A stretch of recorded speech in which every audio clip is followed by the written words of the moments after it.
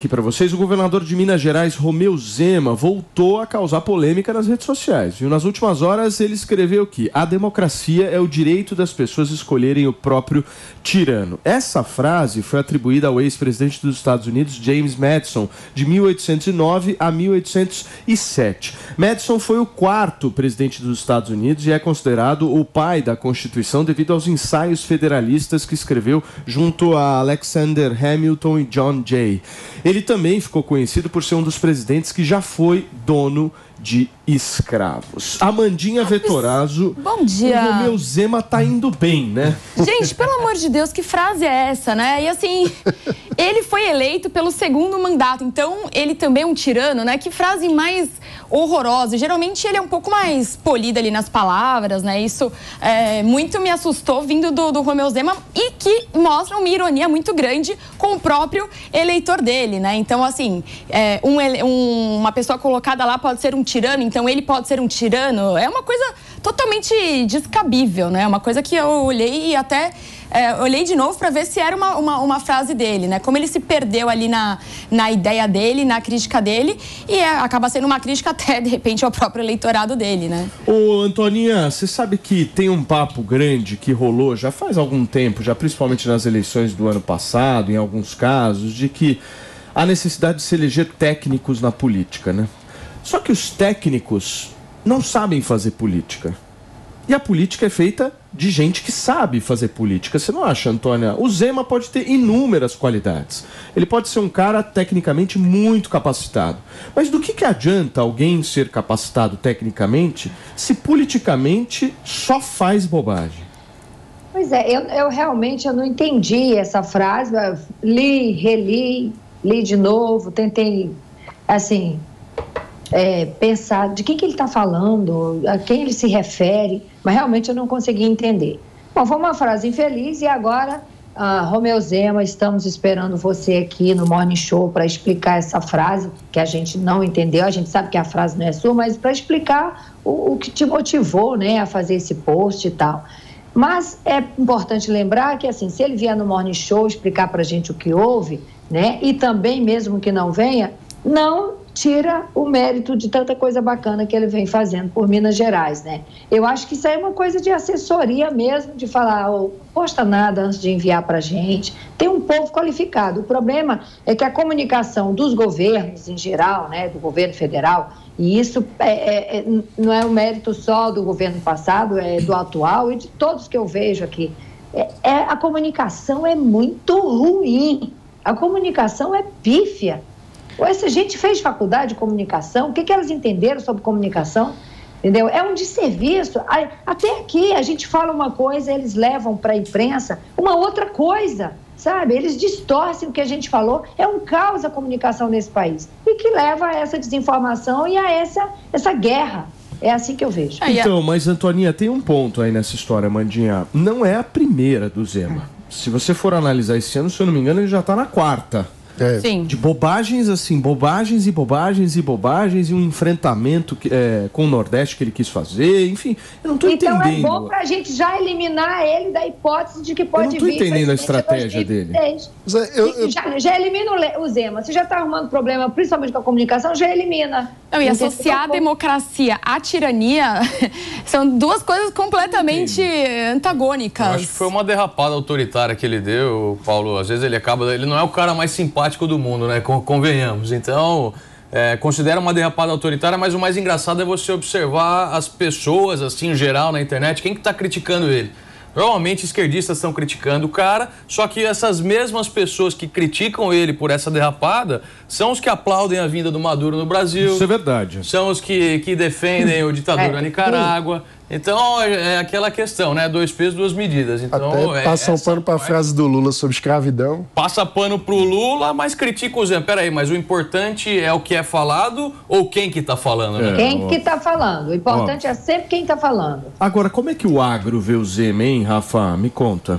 Cara, ele tem tido posicionamentos interessantes, assim, pro setor, com relação ao que ele está fazendo lá em Minas. É um cara de direita, o que a gente defende bastante. Você vê, todos os governadores eleitos mais à direita, eles têm tomado medidas em favor do agronegócio. Querendo ou não, é o setor que está levando o Brasil nas costas nesse começo de ano aqui, começo do governo Lula. O PIB só cresceu por conta do crescimento no primeiro trimestre do agronegócio.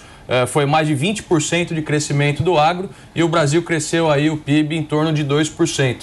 E é gozado ver o Lula se vangloriando desse número, dizendo que as medidas políticas que ele está tomando estão interferindo para o PIB crescer dessa forma, mas, na minha opinião, quem está levantando o Brasil é o agro. Agora, se não for o Zema, será quem, Maninho? Olha, eis uma questão, né? A gente tem alguns governadores em segundo mandato que se credenciam para esse debate. Tem o Eduardo Leite, o Ratinho Júnior do Paraná. Então, acho que tem muita água para rolar. Mas Eduardo Leite nem pensava. O Tarcísio. É que o Tarcísio está em primeiro mandato. O Eduardo Leite muito parado na entrevista aqui. Não, Eduardo Leite é um cara que não é... Eduardo Leite não tem jogo de cintura, não é simpático, é prolixo, é sabonete. Você tem que ver o Eduardo Leite tocando um pandeiro, né? Para aquecer seu coração. Então, o Zema também não é muito simpático, né? Assim, você até chegou a comentar do Zema, realmente que ele não faz quem fala do governo federal e tal. Mas o Zema também, ele também tá flertando um pouquinho com o governo federal, né? Só em 2022, o governo federal ajudou Minas quase 2 Felipe bilhões, Campos, né? você vota no Zema? Claro. Claro. Lógico, o Zema eu vou votar nele. Eu votei nele, inclusive, para governador. Mas você não mora em São Paulo? Mas eu posso votar lá em Minas também. Então... Também. Ele consegue votar nos dois. Cidadão especial. Ele tem dupla cidadania, né? Não, mas agora falando sério, gente. Dupla cidadania. Porque é o seguinte, a gente tá, de alguma forma, um segmento mais de oposição ao governo, hoje depende de 2 técnicos. Tanto o Tarcísio quanto o Zema. Isso vai dar certo. Porque é o seguinte, o Lula não é um técnico, o Lula é um político. Um dos melhores, inclusive, do Brasil em âmbito de força política, de articulação, articulação política pra valer é o cara, hoje. Eu não sei se eu colocaria o Zema como um técnico. O Zema era um empresário que virou político e hoje ele é governador reeleito. Ele pode ser um político que não tem a carreira tradicional, ele não teve mandatos parlamentares antes de ir para o executivo, mas ele já se tornou um político. E eu acho que o que a gente está vendo aí é uma estratégia de tentar aparecer na mídia através de polêmicas, o que foi uma estratégia usada pelo Bolsonaro antes. Então, me parece que o Zema está tentando fazer com que, com essas frases polêmicas, o seu nome repercutir, para que ele chame a atenção. Se é a melhor estratégia, eu não acho, assim, porque eu acho que seria melhor aparecer com o trabalho do que com frases polêmicas. Zema, um cara que toma café com leite e come pão de queijo, vai querer imitar o Bolsonaro que come frango com farofa. Não combina. Não é, Fê? É a política. É lógico, é a política. Cada um do café com leite, né? Mas nesse sentido, eu acho que o Tarcísio ele consegue ser os dois. Técnico e político. O Tarcísio já está há muitos anos, né, no Congresso, já trabalhou na assessoria lá. Foi ministro. Enfim, é um processo que... Eu acho que beleza. Mas vocês acham que pode surgir algum nome fora desses que a gente está falando? Pode. Sempre pode, né? O Bolsonaro mesmo. Se você pensar no Bolsonaro em 2017... Viu? O Monsanto se colocou, disse que vai... fez uma coletiva e falou...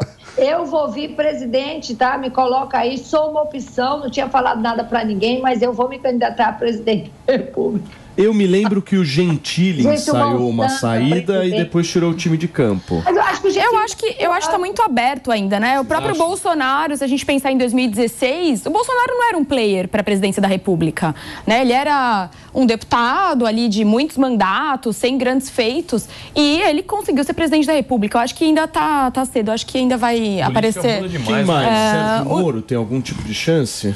Sérgio Moro, eu acho que a parte de articulação política dele é muito fraca, né? Apesar dele... Aí se ele mostrar, de repente, um bom mandato ali como senador... Ele é um cara bom pro Brasil, só que acho que ele tem muita dificuldade ainda com essa questão política de aglutinar. Né? A própria escolha dele... Primeiro... o processo de escolha do que ele ia ser candidato foi muito complexo, né? Ele primeiro foi lançado como pré-candidato à presidência, aí mudou de partido, seria candidato ao Senado por São Paulo, teve aquele papelão, botou um endereço de hotel no cadastro dele, foi negado como alguém que não mora em São Paulo, acabou sendo candidato pelo Paraná, só que nesse processo ele acabou tratorando alguém que era um aliado natural dele, que era o senador Álvaro Dias, que sempre tinha sido um porta-voz da Lava Jato no meio político. Então, o Moro, nesse processo político, ele acabou queimando muitas pontes que ele tinha.